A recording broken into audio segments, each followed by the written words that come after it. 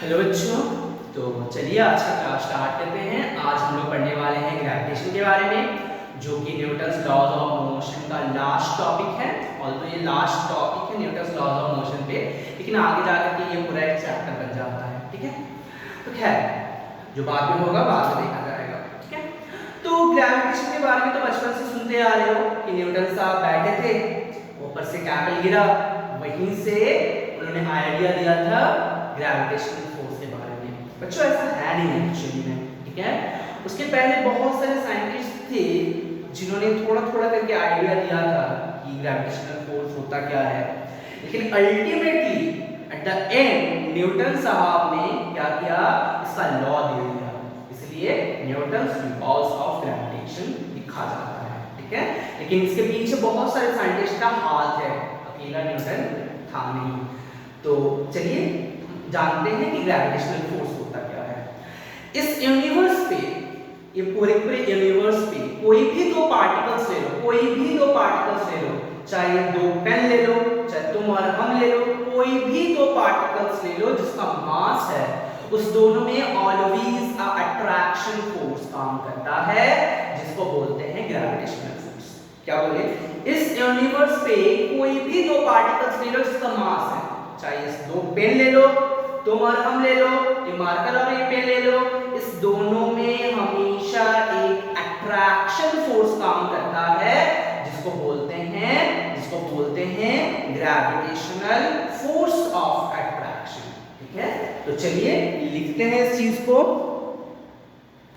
क्या लिख सकते हैं बच्चों कि any two particles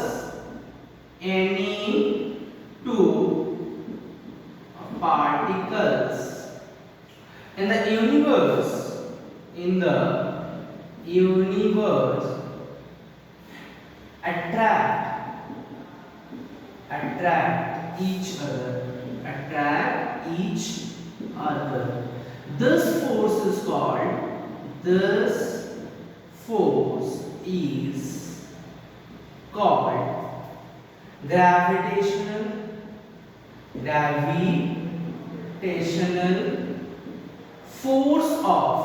gravitational force of attraction। ठीक है, अब बहुत बच्चे का सवाल होता है कि सर ये दो पेन तो है, ये दोनों अट्रैक्ट तो नहीं कर रहे, तो ऐसे न्यूटन साहब ने कैसे बोल दिया। Wait for some time, you will understand definitely. ठीक है, तो चलिए न्यूटन ने जो लॉ दिया था, ये तो ग्रेविटेशनल फोर्स ऑफ अट्रैक्शन समझ में आ रहा है कि कोई भी दो पार्टिकल्स ले लो दुनिया पे, वो हमेशा क्या करना चाहता है, एक दूसरे को अट्रैक्ट करना चाहता है। That is nothing but your gravitational force, इसको बोलते हैं ग्रेविटेशनल फोर्स। लेकिन न्यूटन साहब ने जो बताया, उसका फॉर्मूला बता दिया कि इसका फॉर्मूला क्या होता है, कैसे हम उस फोर्स को कैलकुलेट कर सकते हैं, इसका आइडिया न्यूटन साहब ने दिया था। तो हेडिंग डालो Newton's law of gravitation, Newton's laws of gravitation. पहला न्यूटन साहब ने ये बताया कि the force of attraction between the two bodies, the force of attraction between the two bodies the force of attraction between the two bodies is directly proportional to the product of mass,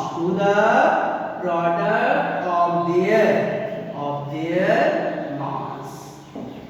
ये पहला condition है। दूसरा चीज क्या बताया कि the force of attraction, क्या बताया, द फोर्स ऑफ अट्रैक्शन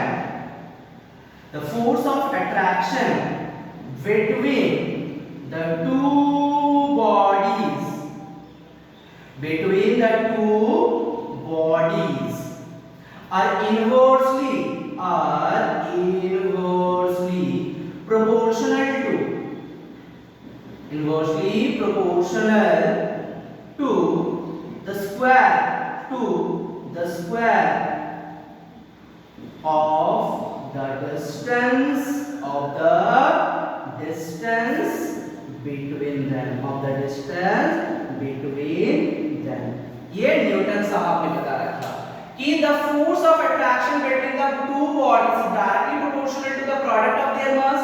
दूसरा चीज ये बताया कि the force of attraction between the two bodies are inversely proportional to the square of the distance between them।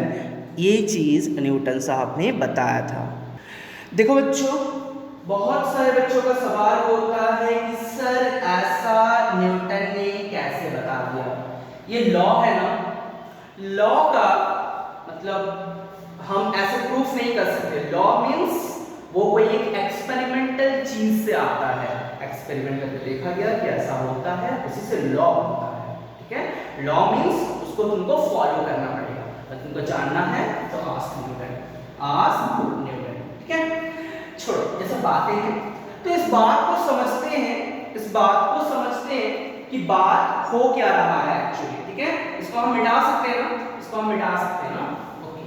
तो पहला कंडीशन उन्होंने क्या बताया कि जो फोर्स ऑफ अट्रैक्शन होगा वो directly proportional to the product of the mass होगा and inversely proportional to the square of the distance between them. अब मानो कि यहाँ पे कोई एक मास है जिसका मास है m1 और यहाँ पे कोई एक मास है जिसका मास है m2। ठीक है, तो इसका मान लो ये इसका सेंटर है, तो ये सेंटर टू सेंटर जो डिस्टेंस है इसको मान लो r मान सकते हो, d मान सकते हो, तुम्हारा मर्जी, तो हम d मानते हैं। ठीक है, सेंटर टू सेंटर इसका डिस्टेंस जो हुआ ये d हुआ। अब अकॉर्डिंग टू द न्यूटन जो फोर्स होगा, पहले भी क्या बताया, जो फोर्स होगा वो directly proportional to m1 m2 product of their two masses. दूसरा चीज क्या बोला कि f is inversely proportional to the square of the distance between them। एक चीज आता है ना, बच्चों वाला चीज समझ सकते हो, बड़े हो गए हम लोग, तो ये दोनों चीजों से हम लोग डायरेक्टली क्या लिख सकते हैं कि f is directly proportional to m1 m2 divided by d square, that is equals to f is equals to, अब प्रोपोर्शनल साइन बढ़ेगा तो क्या आएगा, एक कांस्टेंट आएगा ना भाई, तो कांस्टेंट को हम लोग मानते हैं g, capital G into m1 m2 whole divided by d square, m1 m2 whole divided by d square। This is nothing but your magnitude of the force। मतलब अगर दो बॉडीज को कुछ डिस्टेंस पे रखते हो, कोई भी दो बॉडीज को कुछ भी डिस्टेंस पे रखते हो, तो उस दोनों में जो अट्रैक्टिव फोर्स आएगा उसका मैग्नीट्यूड कितना होगा, gm1 m2 divided by d square। बात समझ में आई कि नहीं आई, क्लियर हुआ, थोड़ा क्लियर हुआ। हम आगे आते हैं, वेट। तो बच्चों यहाँ पे जो g है ना, इसका नाम होता है g is equals to होता है यूनिवर्सल ग्रेविटेशनल कांस्टेंट। क्या बोलते हैं, यूनिवर्सल ग्रेविटेशनल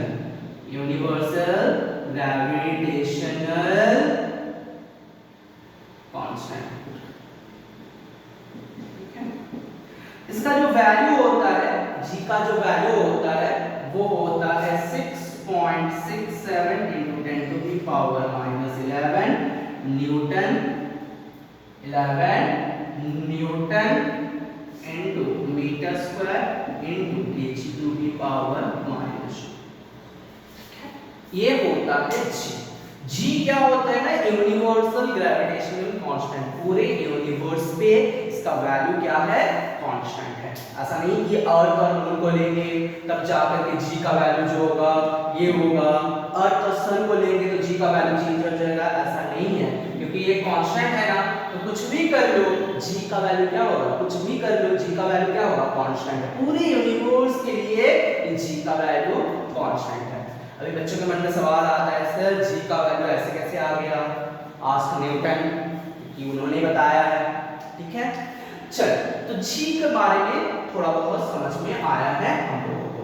अब देखते हैं इसमें और क्या क्या हम लोग जान सकते हैं। ठीक है, ठीक है। अच्छा, एक चीज और, ये जो आया है newton metre square into KG to the power -2, ये कैसे आ गया? देखो यहाँ से इसका यूनिट देखो, यहाँ से SI यूनिट के बारे में अगर बात करते हैं, जी के यूनिट्स के बारे में अगर बात करते हैं, जी के यूनिट्स के बारे में अगर हम बात करते हैं, तो पहला पॉइंट क्या है? सॉरी, पहला अगर हम SI यूनिट के बारे में जानेंगे, अगर हम SI यूनिट के बारे में जानते हैं, तो फोर्स का SI यूनिट क्या होगा बच्चों? न्यूटन। जी का नहीं पता, तो जी को एज इट इज लिख रहे हैं। M1 का SI यूनिट क्या होगा? केजी। M2 का SI यूनिट क्या होगा? Again KG divided by metre square. इतना आएगा, यूनिट्स पे लिखिए तो इतना आएगा। तो जी का यूनिट जो आएगा वो क्या आ जाएगा? Newton metre square into KG to the power -2 into KG to the power -2। ये समझ में आया कि नहीं आया? उतारो इसको। समझ में आया कि नहीं आया? उतारो इसको। एक क्वेश्चन करते हैं, समझ में आ गया, इसको मिटा सकते हैं हम। चलो इसको फिर से ड्रॉ करना पड़ेगा, फॉर द टाइम हम इसको मिटाते हैं। क्वेश्चन ये है बच्चों, यहाँ से क्वेश्चन आता है, क्वेश्चन ये है कि if the distance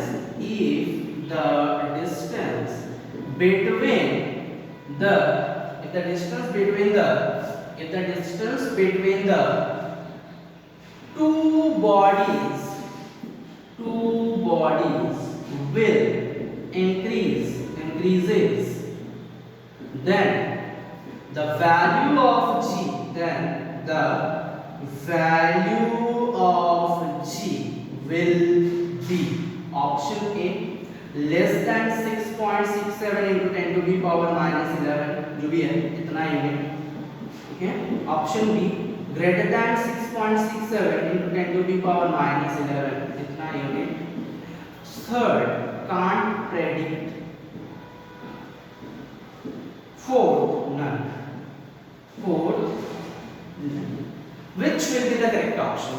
Which will be the correct option? बोल सकते हो। देखो बात ये है कि ये क्या है बच्चों? जी क्या है? जी कैसे आया है? ये कांस्टेंट है ना, यूनिवर्सल कांस्टेंट है। मतलब यूनिवर्स पे तुम कहीं पर भी चल जाओ, जी का वैल्यू उतना ही होना है। इसका मतलब ना तो ये लेस देन होगा, ना तो ये ग्रेटर देन होगा। ये क्या हो जाएगा? यहाँ पे नन हो जाएगा, क्योंकि जी का वैल्यू पूरे के पूरे यूनिवर्स पे कांस्टेंट है, वो चेंज होने वाला नहीं है। चाहे तुम डिस्टेंस को चेंज कर दो, चाहे तुम बॉडी का मास को चेंज कर दो, वो चेंज होने वाला नहीं है। तो हम क्या लिख सकते हैं यहाँ पे कि जी जो है मेरा, it does not depend on the mass of the body. G है जो मेरा ना, it does not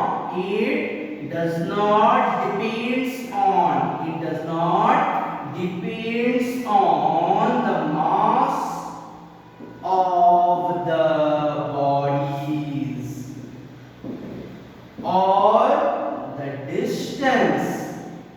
distance between the two bodies। ठीक है, इस बात को ख्याल रखना बच्चों कि जी का वैल्यू पूरे यूनिवर्स के लिए कांस्टेंट है, वो चेंज नहीं हो सकता है। चाहे तुम मास को बढ़ा दो, चाहे तुम डिस्टेंस को बढ़ा दो, उसका वैल्यू कभी भी चेंज नहीं होगा। इतना तक क्लियर है? समझ में आया? उतारो, फटाफट लिख लो। ये नोट बहुत इंपॉर्टेंट है। ठीक है, ये जो नोट है ये बहुत इंपॉर्टेंट है। हो गया? मिटाओ मैं इसको। ओके, अब एक चीज और लिखते हैं बच्चों, थोड़ा सा न्यूटन के फोर्स के बारे में थोड़ा सा ध्यान देते हो। ठीक है, इसमें बहुत सारे कंक्लूजन्स हैं जो कि सीखना या फिर जानना बहुत जरूरी होता है। ठीक है, बात ये होता है कि न्यूटन साहब ने बताया ये कि अगर दो मासेस होगा तो दोनों के बीच में एक फोर्स होगा जिसका वैल्यू होगा Gm1m2 डिवाइडेड बाय r² या फिर d² जो भी बोलो। ठीक है, तो यहाँ पे मान लेते हैं कि मास है m1 और यहाँ पे मान लेते हैं एक मास है m2। Centre to centre, centre to centre, centre to centre distance बोल दिया गया है d। Centre to centre distance बोला गया है d।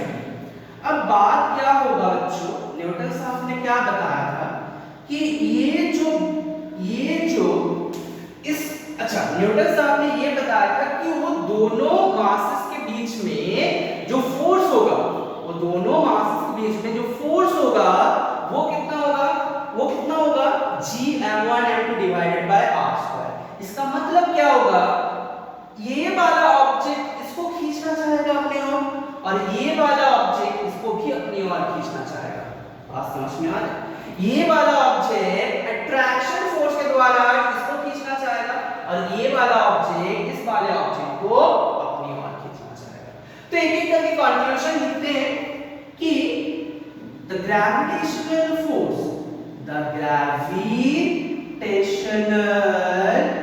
Force is always attractive force, is always attractive force। ये कभी भी रिपल्सिव नहीं हो सकता है, ये हमेशा अट्रैक्ट ही करेगा, दो बॉडीज को हमेशा ये अट्रैक्ट ही करेगा। यहाँ पे ब्रेकअप्स नहीं होता है। ठीक है, इमोशन वाला अट्रैक्शन नहीं, वास्तविक में अट्रैक्शन की बात कर रहे हैं कि ये दोनों बॉडीज ग्रेविटेशनल फोर्स के द्वारा अट्रैक्ट ही होगा, कभी भी रिपल्सिव होना पॉसिबल नहीं होता है। ठीक है, समझ में आ रहा है? दूसरा चीज बात ये बच्चों कि जो अट्रैक्शन होगा ये तो इधर भी हो सकता है, ये तो इधर भी हो सकता है, ये तो इधर भी हो सकता है। कोई भी डायरेक्शन पे ये अट्रैक्ट होकर इधर आ सकता है ना, कोई भी डायरेक्शन पे ये अट्रैक्ट होकर आ सकता है, चाहे तो इधर आ सकता है, चाहे तो इधर आ सकता है, चाहे तो इधर आ सकता है। यस और नो? अरे बोलो होगा ना, आएगा कि नहीं आएगा? हो सकता है ना, इधर इधर इधर, लेकिन इधर वो अट्रैक्ट कभी नहीं करेगा, इधर वो अट्रैक्ट कभी नहीं करेगा, वो अट्रैक्ट करेगा तो इधर नहीं करेगा। बात समझ में आ रहा है? बात समझ में आ रहा है?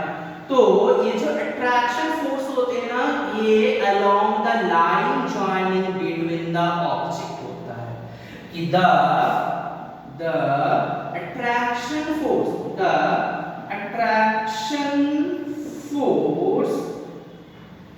attraction force will be in the line joining.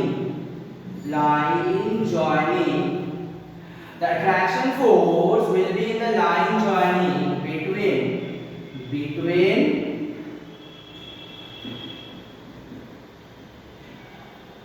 the objects.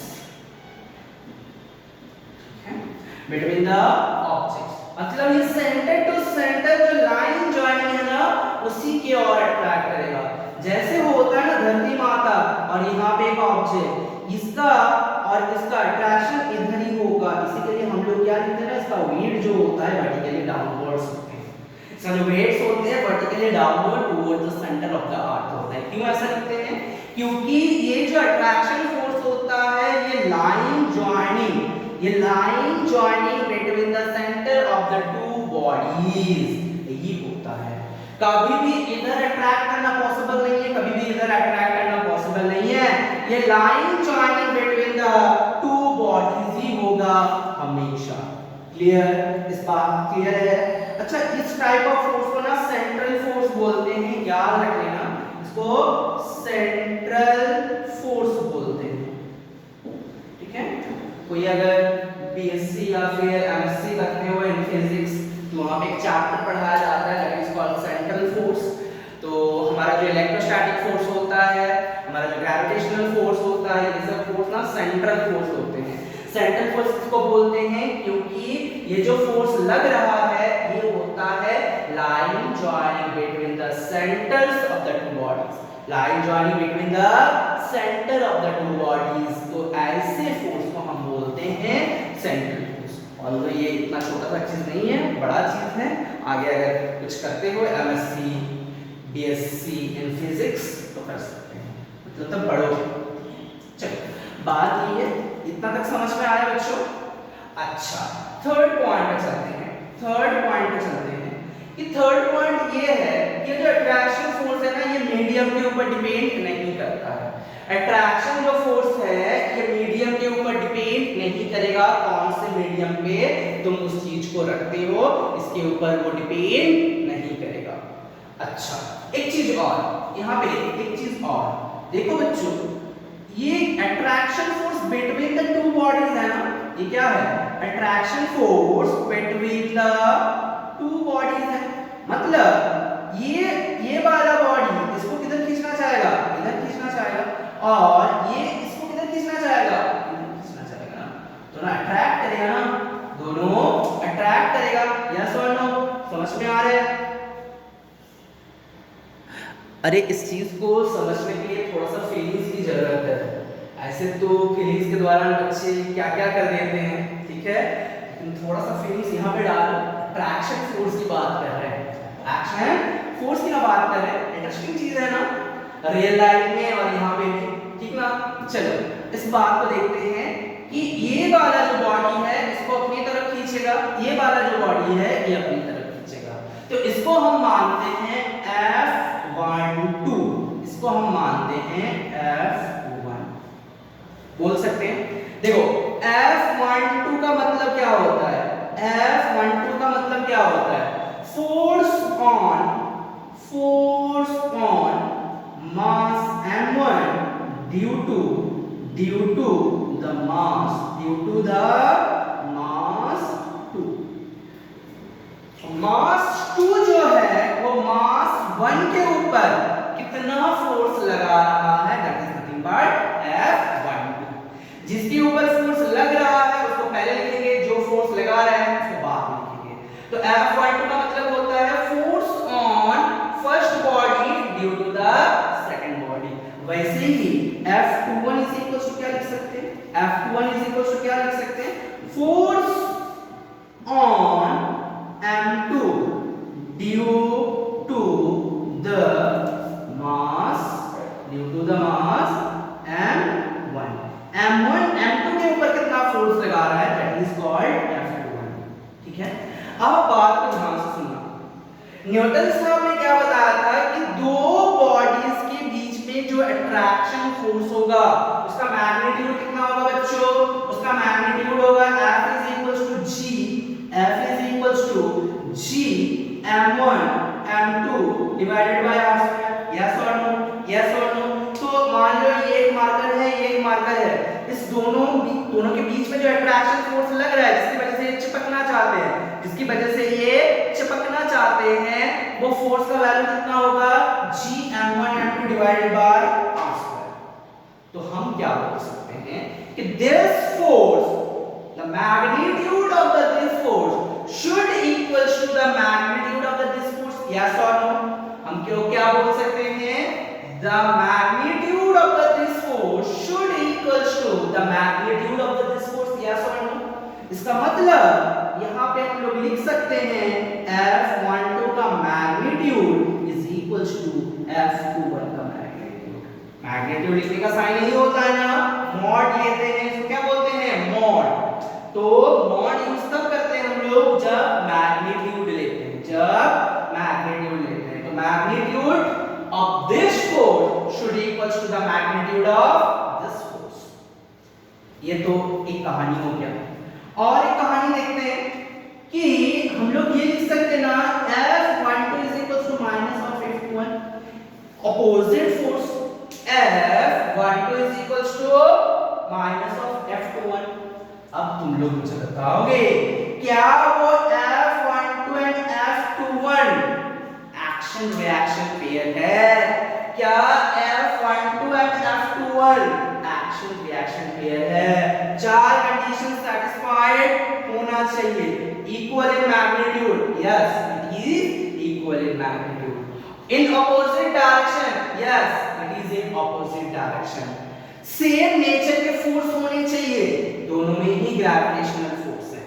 दोनों force action and reaction should be act on different bodies. ये फोर्स जो है इस बॉडी के ऊपर लग रहा है, ये फोर्स जो है इस बॉडी के ऊपर लग रहा है, then we can say that these two forces are action reaction pair। तो हम लोग क्या बोल सकते हैं बच्चों, F12 is equal to F of 21। इसका मतलब these two forces are action reaction pair। These two forces are action reaction pair। Am I clear? समझ में आया बात? कोई दिक्कत नहीं है। बस इतने सारे कंक्लूजन यहाँ पे होनी चाहिए, ये थोड़ा सा आइडिया आपको होना चाहिए। क्लियर है? समझ में आ गया? थोड़ा बहुत और देखें कि और क्या बोल सकते हैं। मिटाओ इसको, लिखिए ना, पूरा लिख लो पहले। देखो बच्चों, यहाँ पे हम लोग और क्या जान सकते हैं। यहाँ पे हम लोग और क्या जान सकते हैं, बात ये होता है बच्चों कि बहुत सारे बच्चे के मन में सवाल होते हैं कि सर अगर न्यूटन सर ने ये बताया कि दोनों मास के बीच में ऑलवेज अट्रैक्शन फोर्स होगा, तो क्या इस दोनों मार्कर के बीच में भी अट्रैक्शन फोर्स होगा? यस, इस दोनों मार्कर के बीच में भी अट्रैक्शन फोर्स होता है, लेकिन वो बहुत नेग्लिजिबल होता है, बहुत ही नेग्लिजिबल होता है, जिसके कारण वो फोर्स महसूस नहीं किया जा सकता। जैसे बोलोगे कि मेरा दोस्त और हम खड़े हैं, क्या हम दोनों के बीच में अट्रैक्शन फोर्स काम कर रहा है? वहां पे भी अट्रैक्शन फोर्स काम करता है, लेकिन क्या तुम लोग चिपक जाते हो? नहीं, उसके पीछे भी रीजन है, क्योंकि वो जो फोर्स होते हैं ना, वो बहुत कम मैग्नीट्यूड की फोर्स होते हैं। एक बात देख लो, जैसे मान लो तुम्हारा जो मास है, मान लेते हैं कितना होगा, मास 50 kg के ज्यादा तो नहीं होगा, और तुम्हारे दोस्त खड़ा है, उसका भी मास मान लो, उसका मास बहुत ज्यादा ले लेते हैं, ठीक है, 100 kg ले लेते हैं। हमारा दोस्त जो है वो 100 kg है, ठीक है। अब बात ये है कि दोनों के बीच में अट्रैक्शन फोर्स कितना होगा। जैसे मान लो तुम यहाँ पे खड़े हो, सॉरी, ये m1 मास है और ये m2 मास है, ठीक है। यहाँ पे तुम खड़े हो, यहाँ पे तुम्हारा दोस्त खड़ा है, तो इस दोनों के बीच में डिस्टेंस है 1 मीटर। सर इतना दूरी कर देंगे, सर इतना दूर हम लोग रहते नहीं कभी, नहीं ना। चलो तो मान लो कि 1 मीटर दूरी है और तुम्हारा मास, तुम यहाँ पे हो, तुम्हारा दोस्त यहाँ पे है, ये कितना है 50 kg, ये कितना है बच्चों 100 kg। देखो। अब बात ये है कि न्यूटन सर ने जो फोर्स का मैग्नीट्यूड की फॉर्मूला बताया, ध्यान से सुनना, वो फोर्स का मैग्नीट्यूड है। Force is a vector quantity, तो उसका मैग्नीट्यूड भी होता है, डायरेक्शन भी होता है, लेकिन डायरेक्शन के बारे में 9th एसएस का सिलेबस के अकॉर्डिंग कुछ बताया गया नहीं है, इसलिए हम भी वो चीज स्किप कर रहे हैं, उसके डायरेक्शन के बारे में हम नहीं बता रहे, ठीक है। Same concept magnitude, F is equals to G upon M2 divided by R square, it is nothing but your magnitude only, not the direction, okay। तो मैग्नीट्यूड ऑफ फोर्स कितना होगा, F is equals to G कितना होता है 6.67 into 10 to the power minus 11 into यहाँ पे कितना है 50 kg into यहाँ पे कितना है 100 kg होल डिवाइडेड बाय क्या होगा 1 का स्क्वायर, ठीक है। हम ये 1 का स्क्वायर तो कोई मतलब है भी या ना भी कोई फर्क नहीं पड़ता, अल्टीमेटली आंसर क्या आएगा, अल्टीमेटली आंसर जो आएगा वो ये आएगा 6.67 into 10 to the power minus 11 into 50 into 100 will be how much, 5 into 10 cube, इतना ना। अब देखो 10 to the power minus 3 and 10 cube, 10 to the power minus 3 and 10 cube will be how much, 10 to the power minus 7 ना, 10 to the power minus 7 नहीं, 10 to the power minus 8 ना। तो सोच रहे हो 10 to the power minus 8 के term पे ही आएगा ना। अगर हम इसको 6 पकड़ लेते तो 30 into क्या आएगा, 30 into 10 to the power minus 8 इतना क्या न्यूटन आएगा। कितना क्या आएगा न्यूटन, इसका मतलब 0.0000 चलते जाओ 8 तक, उसके बाद 30। तो सोचो कितना कम फोर्स है, सोचो कितना कम फोर्स होता है, ठीक है। जैसे तुम लोगों को अंदाजा नहीं है शायद 1 न्यूटन फोर्स का मतलब क्या होता है। कॉलिंग बेल होता है ना घर में, जो पुराना वाला था कॉलिंग बेल जो होता था, उसको प्रेस करना पड़ता था, उसमें जितना फोर्स लगाते हो ना कॉलिंग बेल को बजाने के लिए, ठीक है, वो लगभग 1 न्यूटन के आसपास होता है, वो लगभग 1 न्यूटन के आसपास होता है। तो अगर वो 1 न्यूटन है तो सोचो ये कितना न्यूटन होगा, कितना कम चीज होगा, एकदम ना के बराबर ना, एकदम ना के बराबर। इसीलिए नॉर्मल सर्कमस्टेंसेस में, नॉर्मल लाइफ में जो ग्रेविटेशनल फोर्स होते हैं ना उसको रियलाइज नहीं किया जा सकता है। लेकिन अगर हेवनली बॉडीज हैं जिसका मास बहुत ज्यादा है, जिसके अर्थ का मास जो होता है ना वो 10⁻24 टर्म्स पे आता है, 10⁻24। सूरज का जो मास होता है वो भी वैसे ही मान लो वो इससे ज्यादा ही होगा, वो लगभग उतना ही, तब जाकर के वो फोर्स रियलाइज होता है। इसीलिए क्या होता है ना, अर्थ जो होता है वो सन के अराउंड चक्कर लगाता है, क्यों, due to gravitational force, due to gravitational force, क्योंकि ये दोनों जो है वो हेवनली बॉडीज हैं, बहुत मास है उसमें। 10⁻24 का मतलब समझ रहे हो, इसके साथ अगर 10⁻11 मल्टीप्लाई करते हो, इसके साथ अगर 10⁻11 मल्टीप्लाई करते हो तो कितना आ जाएगा, 10⁻23 आ जाएगा। मतलब सोचो कितना फोर्स है ये, समझ में आ रहा है। तो बात वही होता है कि अगर हेवनली बॉडी होता है तब जाकर के वो ग्रेविटेशनल फोर्स जो होता है वो दिखता है। जैसे सैटेलाइट्स होते हैं ना, जैसे सैटेलाइट्स होते हैं अर्थ के चारों तरफ घूमते हैं, अर्थ के चारों तरफ घूमते रहते हैं, तो क्यों घूमते रहते हैं, क्योंकि attraction force, due to attraction force, क्योंकि अर्थ का मास देखो 10⁻24, सैटेलाइट का मास कुछ भी हो उसके साथ मल्टीप्लाई अगर करोगे तो कुछ ऐसा ही बड़ा सा फिगर आएगा, इसलिए वो सैटेलाइट को क्या करता है, खींच के रखता है, अपने चारों तरफ घूमने के लिए मजबूर करता है।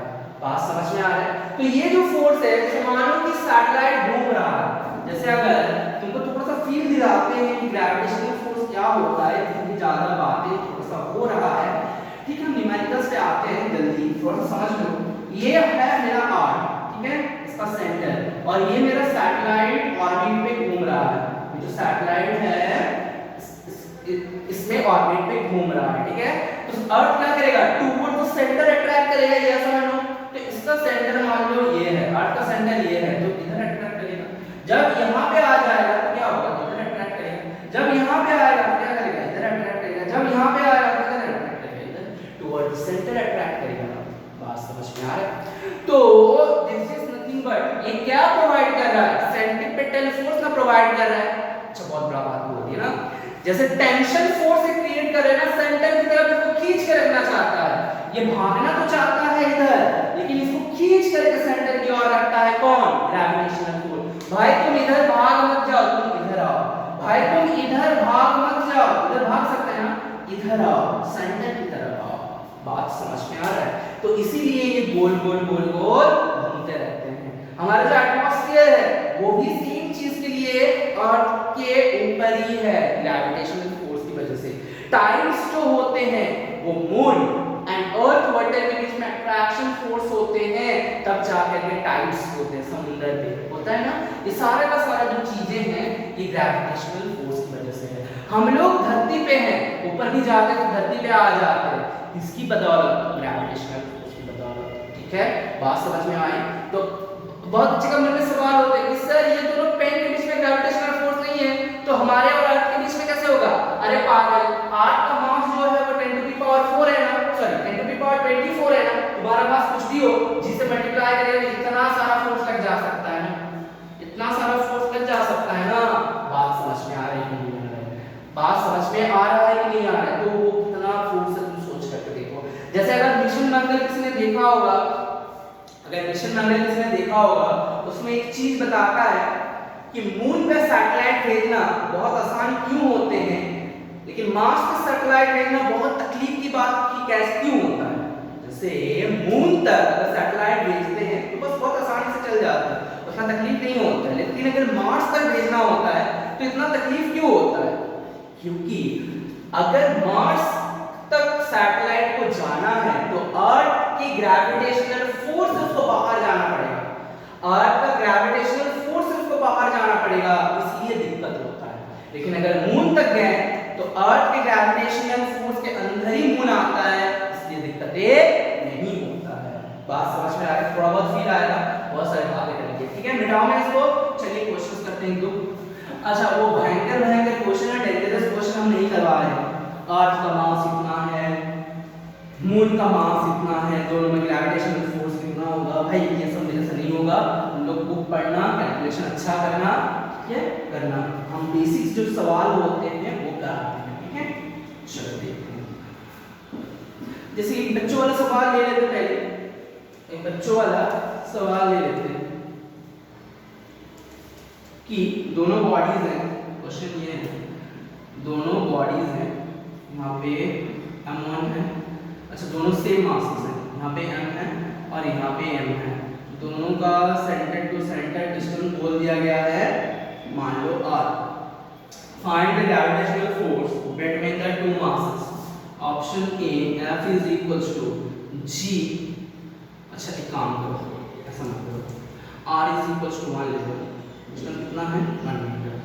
अच्छा m इज इक्वल्स टू ले लो 1 kg, ये m इज इक्वल्स टू ले लो 1 kg, ठीक है। अब पूछा गया है कि force between the two bodies, force between the two bodies, attraction force. Option A g, option B g by 2, option C 2g, option D none. Which will be the correct option? Which will be the correct option? What? कौन सा option correct है? Attraction force कितना होगा? g मतलब gravitational constant, universal gravitational constant, कौन सा होगा? F is equals to क्या होता है? F is equals to g m1 m2 divided by r square. तो g एज इट इज रखते हैं, m1 1 kg, m2 1 kg divided by, ये लिखते हैं डायरेक्टली लिखते हैं 1 1 डिवाइडेड बाय r स्क्वायर, मतलब कितना होगा 1 का square, that is equal to g ना। Which will be the correct option? Option a. Which will be the correct option बच्चों? Option a. ओके, आगे की क्वेश्चन पे चलते हैं, मिटाओ मैं इसको, आगे की क्वेश्चन पे चलते हैं।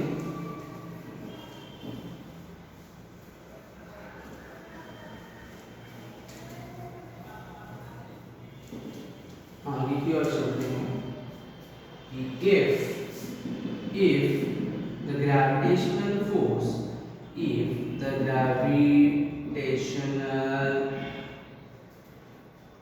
force initially is F Newton, then find what will be the gravitational force. What will be the gravitational force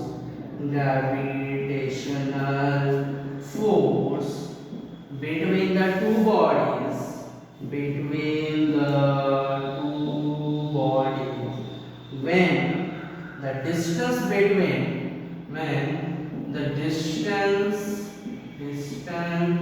between the two bodies become double, कितना होगा? Option A f/2, option B f/4, option C 4f, option D none. Which should be the correct option? Find out. जल्दी करो। देखो बच्चों वाला सवाल है, इसमें कुछ है नहीं, रॉकेट साइंस में है ही नहीं। क्या है? पहले उस दोनों मासेस के बीच में ग्रेविटेशनल फोर्स ऑफ अट्रैक्शन कितना था? F था, मतलब F इज इक्वल टू क्या लिख सकते हैं? G m1 m2 divided by d square लिख सकते हैं। अभी डिस्टेंस कितना बन गया? डबल हो चुका है। तो अभी क्या है?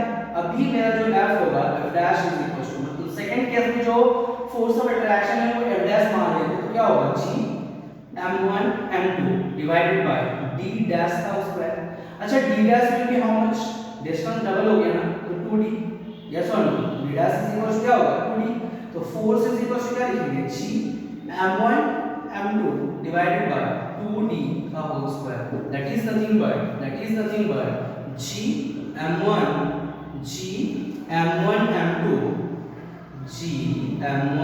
m2 whole divided by 4d square. अच्छा बच्चों देखो तो g m1 m2 divided by d square is nothing but f ना, तो अल्टीमेटली इसको क्या लिख सकते हैं f by 4 लिख सकते हैं, तो which will be the correct option, f by 4, which will be the correct option, f by 4। आपकी एक और क्वेश्चन करते हैं, मिटाऊंगा इसको, हो गया ना बच्चों वाला क्वेश्चन, कुछ है नहीं इसमें, और बुक में देखना लंबा चौड़ा करके न्यूमेरिकल क्वेश्चन दिया गया है, सजना खोलो या कुछ भी बुक खोलो, रत्ना सागर खोलो, जो भी खोलो, उसको देखना बड़ा बड़ा डिजिट दे करके, बड़ा बड़ा नंबर दे करके क्वेश्चन दिया गया है, करना घर पे सॉल्व, बहुत मजा आएगा, ठीक है। मेरे से मत करने बोलना बच्चा कि वो कैलकुलेशन जो है ना खतरनाक कैलकुलेशन होता है, ठीक है, कैलकुलेशन से एलर्जी है, ठीक ना। चलो एक क्वेश्चन और कर ले, मिटाओ मैं इसको, ओके। बात ये होता है बच्चों कि अगर हम बोलते हैं, अगर इसी क्वेश्चन में थोड़ा सा चेंज करते हैं, अगर इसी क्वेश्चन में थोड़ा सा चेंज करते हैं कि अगर ये डबल ना हो करके 1/3 होता है, अगर ये डबल ना हो करके 1/3 ऑफ इट्स इनिशियल डिस्टेंस, तब जाकर के ग्रेविटेशनल फोर्स कितना होता। Option A 3f, option B 9f, option C f by 9, option D none, which will be the correct option, बोलो which will be the correct option, you have to find it out, okay। तो बच्चों वाला सवाल है क्या है sir कि पहले तो था f is equal to g m1 m2 divided by d square, अब क्या हुआ f is equal to f dash is equal to क्या हो जाएगा m1 m2 divided by d, मतलब क्या d dash का स्क्वायर, ओके। अभी d dash is equal to क्या होगा 1/3 of its initial distance ना, तो 1/3 into d हो जाएगा, तो यहाँ से f dash अगर करेंगे तो क्या आएगा g m1 m2 whole divided by d by 3 ना, इसका होल स्क्वायर ना, this is equal to ultimately क्या आएगा 9 into g m1 m2 whole divided by d square ना, दिस इज इक्वल टू क्या, this is equal to f ना, तो ultimately क्या हो जाएगा 9f आ जाएगा। कौन सा ऑप्शन करेक्ट है, ऑप्शन बी, ऑप्शन कौन सा करेक्ट है, ऑप्शन बी करेक्ट है। समझ में आया कि नहीं आया। अब एक जो क्वेश्चन होता है, एक क्वेश्चन जो होता है बहुत बच्चे के मन में सवाल होते हैं कि सर न्यूटन ने बताया कि दोनों बॉडीज के दोनों मासेस के बीच में जो फोर्स होता है वो इक्वल एंड अपोजिट फोर्स होता है, क्योंकि वो एक्शन रिएक्शन पेयर होते हैं, ये सब तो होता है। लेकिन अगर हम और धरती की बात करें तो हम तो नीचे आ जाते हैं, लेकिन धरती क्यों नहीं ऊपर आता। बात समझ में आया नहीं आया, हम बताते हैं। ये इंक जो है ना ये इरेज ही नहीं होता है, पता नहीं कौन सा इंक। देखो बात ये होता है कि ये मान लो हमारा धरती माता है, ठीक है, बड़ी प्यारी सी माता धरती माता, ठीक है, और यहाँ पे तुम जंप कर रहे हो, ठीक है, तुम वो जंप कर रहे हो, कोई भी ऑब्जेक्ट है, तो इसको क्या करेगा धरती माता नीचे की ओर खींच लेगा, ठीक है। तो इसका भी तो मास, मान लो इसका मास m है, धरती का मास मान लो कैपिटल M। तो न्यूटन सर ने क्या बताया था कि दोनों में इक्वल एंड अपोजिट फोर्स लगेगा, दोनों में इक्वल एंड अपोजिट फोर्स लगेगा। इसका मतलब धरती m को जितने फोर्स से नीचे खींचेगा, m भी धरती को उतने ही फोर्स से अपनी ओर खींचेगा। अगेन आई एम रिपीटिंग, धरती जितने फोर्स से m को नीचे की ओर खींचेगा, ये मास भी धरती को उतने ही फोर्स से ऊपर की ओर खींचेगा, यस और नो। तो बच्चे के मन में सवाल आता है कि सर ये मास ही तो नीचे आता है, धरती तो कभी उठ करके ऊपर नहीं आता है, ये जो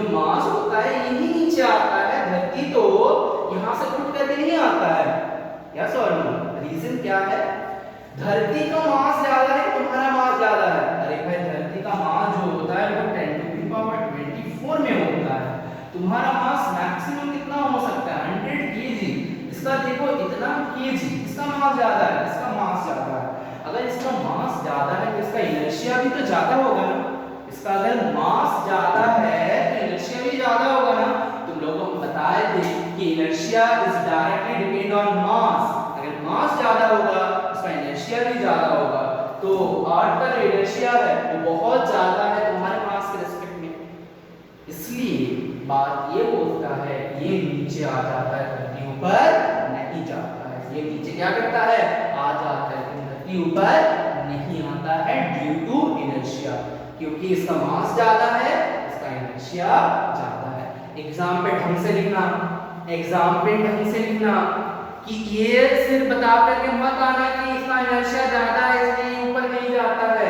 इनर्शिया क्यों ज्यादा है वो भी लिखना है तुमको, क्योंकि इसका मास ज्यादा है, इनर्शिया ज्यादा है, इनर्शिया ज्यादा है, इसीलिए ये ऊपर नहीं जाता है। ऑल्दो दोनों के ऊपर सेम ही फोर्स एक्ट कर रहा है, ऑल्दो दोनों के ऊपर सेम ही फोर्स लगता है। बात समझ में आया, बात समझ में आया। अब देखो ये एक्शन रिएक्शन पेयर होता है कि नहीं होता है। तुम यहाँ पे हो, यहाँ पे खूबसूरत सा माता, धरती माता नीचे है, ठीक है, तुम धरती को ऊपर की ओर खींच रहे हो और धरती तुमको नीचे की ओर खींच रहे हैं। क्या वो एक्शन रिएक्शन पेयर है? बिल्कुल एक्शन रिएक्शन पेयर है, क्योंकि equal in magnitude, Newton sir ने तो बताया, equal in magnitude, opposite in direction, दो कंडीशन सेटिस्फाई हो गया। थर्ड कंडीशन क्या है, दोनों को सेम नेचर की होना है। तो दोनों सेम नेचर के हैं कि नहीं है देख लो, ये भी ग्रेविटेशनल फोर्स है, ये भी ग्रेविटेशनल फोर्स है। फोर्थ पॉइंट क्या है कि action and reaction acts on different bodies. तो अर्थ के ऊपर ये वाला फोर्स लग रहा है, सॉरी इस वाले बॉडी के ऊपर इधर फोर्स लग रहा है, इस वाले बॉडी के ऊपर इधर फोर्स लग रहा है, यस और नो। m के ऊपर फोर्स, छोटा वाला बॉडी के ऊपर फोर्स नीचे लग रहा है, धरती के ऊपर फोर्स ऊपर लग रहा है। तो एक्शन रिएक्शन जो हो रहा है वो डिफरेंट बॉडीज पे एक्ट कर रहा है कि नहीं कर रहा है? बिल्कुल कर रहा है। तो क्या कंक्लूड कर सकते हैं सर? कंक्लूड ये कर सकते हैं कि ये जो फोर्सेस हैं ये एक्शन रिएक्शन पेयर है। ये जो फोर्सेस हैं ये एक्शन रिएक्शन पेयर है। बात समझ में आई कि नहीं आई? तो चलिए आज का क्लास यहीं तक खत्म करते हैं, यहीं पर रखते हैं। अगली क्लास में मिलते हैं, उसमें हम लोग कोशिश करेंगे कि ये जो ग्रेविटेशन वाला चैप्टर है ये खत्म करने की, ठीक है। उसके बाद बहुत इंटरेस्टिंग सा एक चैप्टर आने वाला है, that is called fluid. Actually वो फ्लूइड नहीं है, फ्लूइड मैकेनिक्स बोल सकते हो। क्लास 9 को बहुत भास्ट किया गया है, हम लोग पढ़ेंगे, बहुत मजे से पढ़ेंगे, आराम से पढ़ेंगे। तब तक के लिए